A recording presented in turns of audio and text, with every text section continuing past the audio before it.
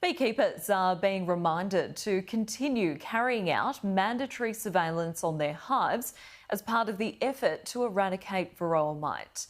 Joining me live now to discuss this further is Varroa mite Emergency Response Coordinator Chris Anderson. Chris, thanks so much for your time this afternoon.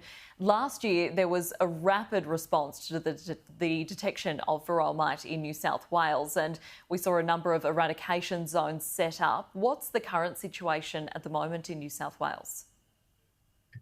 Yeah, that's right. So we had over 2,000 people working on the response last year, and in 100 days they put in about 35 years worth of work hours to get this thing under control. So as a result of that work and the cooperation of beekeepers across the state, and in particular in those areas where the eradication is ongoing, we're relatively confident that we have the edges of the infestation well defined, and we are carrying out eradicative measures in those red zones. And what sort of things are beekeepers in New South Wales required to be doing at the moment? So, yeah, DPI, I'd like to remind everyone, under the emergency order, all beekeepers in New South Wales, regardless of where you're located, need to alcohol wash your hives every 16 weeks. So that's once every 16 weeks.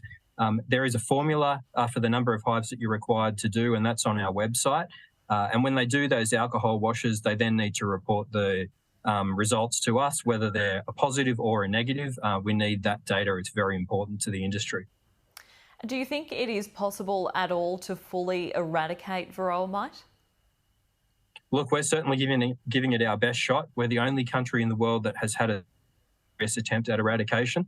And at this point in time, we're confident that we've severely depleted the number of mites out there in the environment, and we're continuing to work hard at removing residual mites from those red zones. It is looking promising, but unfortunately it has had quite a significant impact on Australia's agriculture industry. Have we seen what sort of impact it's had so far, and what impacts are likely to be felt in the future? Yeah, so the main impact that we've seen so far has been a result of border closures, so state border closures, and we are working very hard to lift those state border closures for our beekeeping industry so that they can do business in other states as well.